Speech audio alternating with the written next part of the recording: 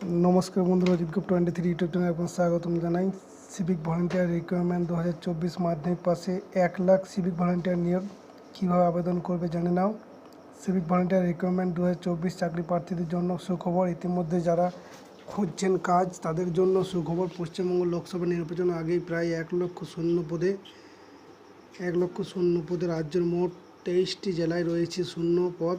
কীভাবে আবেদন করবেন চাকরি প্রার্থীরা, কবে নাগাদি বা শুরু হবে একই আবেদন, শিক্ষাগত যোগ্যতা, মাসিক বেতন, সর্বোচ্চ বয়সসীমা কত থাকে আজকের এই প্রতিবেদনে আলোচনা করা হলো বিস্তারিত।